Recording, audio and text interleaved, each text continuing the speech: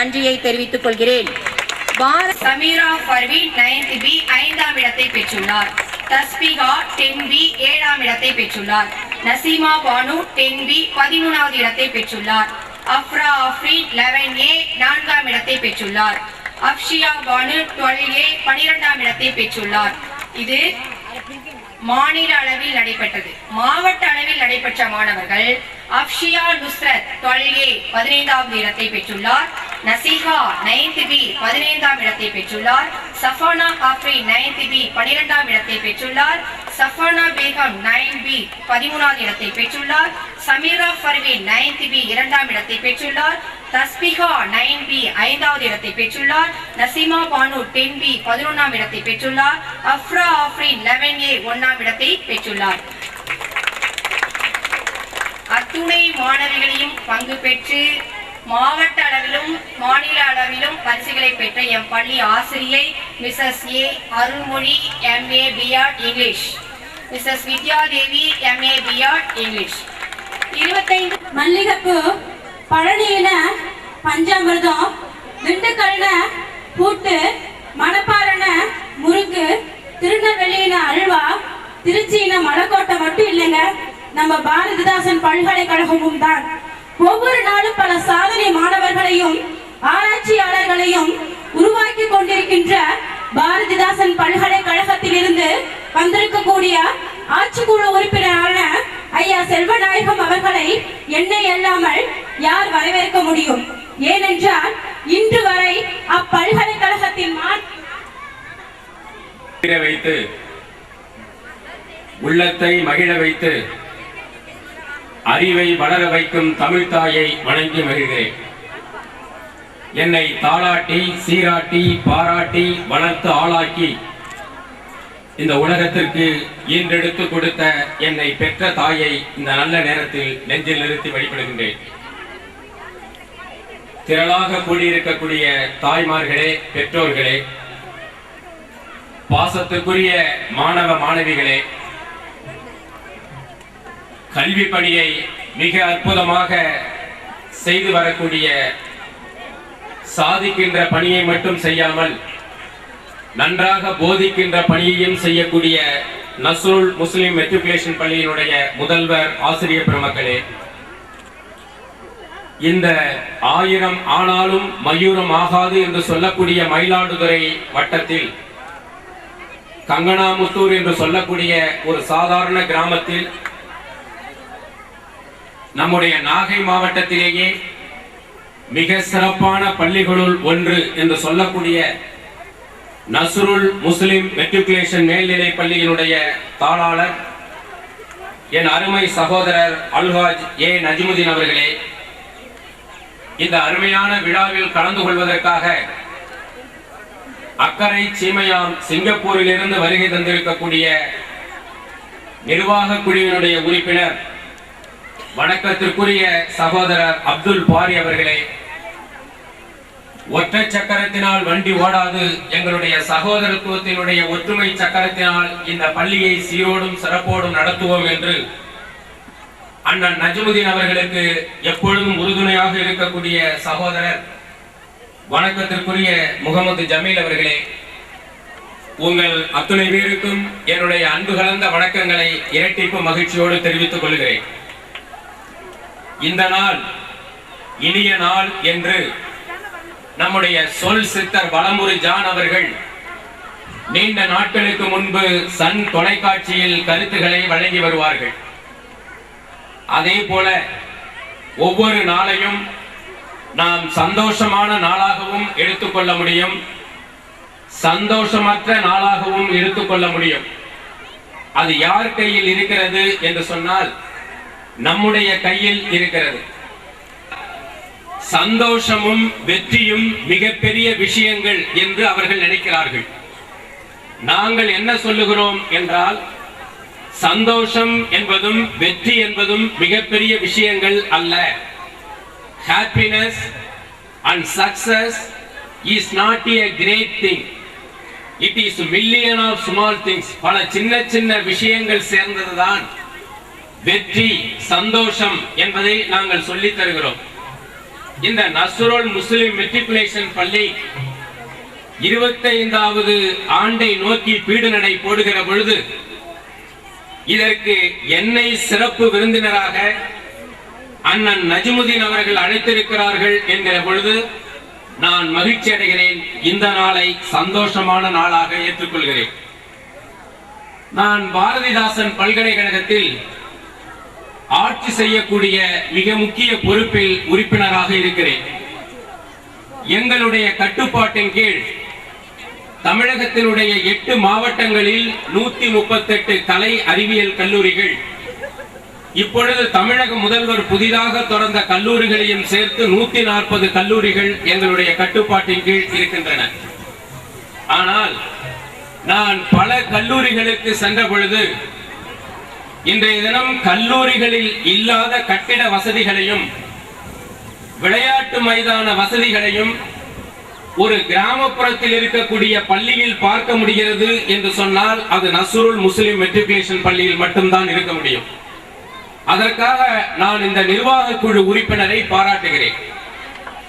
இங்கே ஆண்டறிக்கை வாசிக்கிற பொழுது எல்லாவற்றையும் நான் திருப்பி பாராட்ட முடியவில்லை என்றாலும் 2-3 செய்திகளை சொல்ல வேண்டும். காரணம், நான் கல்லூரியினுடைய பெயரை சொல்லவில்லை.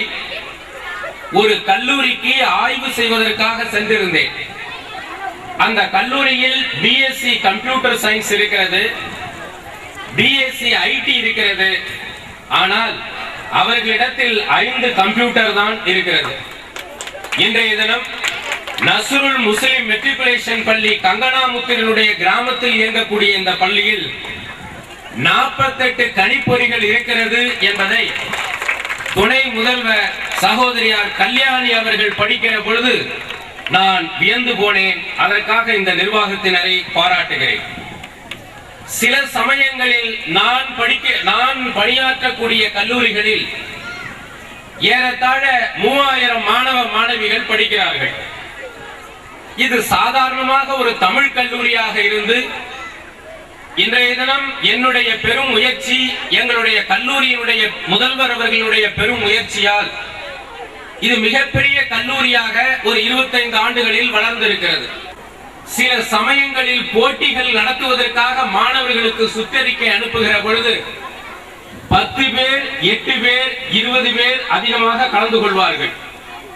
நான் ஏறத்தாழ ஒரு வருடத்தில் ஒரு 50 பள்ளிக்கூடங்களுக்கு செல்லுகிறேன், 50 கல்லூரிகளுக்கு செல்லுகிறேன். ஒரு 100 நிறுவனங்களுக்கு ஆய்வு செய்வதற்காகவும் அங்கே நான் பல்வேறு நிகழ்ச்சிகளுக்கு சிறப்பு விருந்தினராகவும் செல்லுகிறேன்.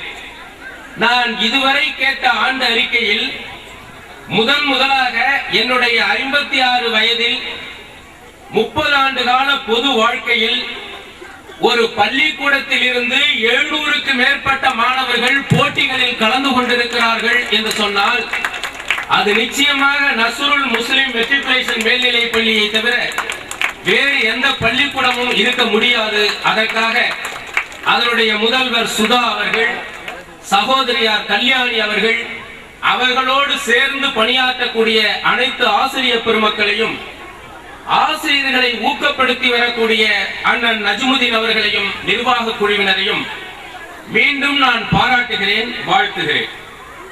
இப்ப எனக்கு ஒட்டுமொத்தமா இந்த நஸ்ருல் முஸ்லிம் மெட்ரிகுலேஷன் மேல்நிலை பள்ளியை பத்தி என்ன சொல்லலாம் அப்படின்னா, கவிதை எழுதி படிக்கலாமான்னா நேரம் ஆயிடும், எல்லாருக்கும் புரியாது.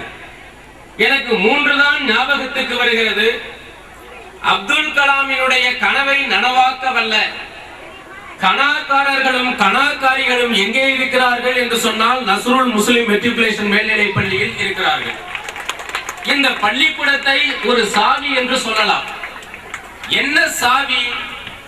இந்த உலகத்தில் பிறந்திருக்கக்கூடிய அனைத்து மாணவர்களிடத்திலும், அனைத்து பிறப்புகளிடத்திலும், அனைத்து மனிதர்களிடத்திலும் உலகத்தில் இருக்கக்கூடிய 7 திறமைகளில் ஏதாவது ஒரு திறமை இருந்து கொண்டே இருக்கும்.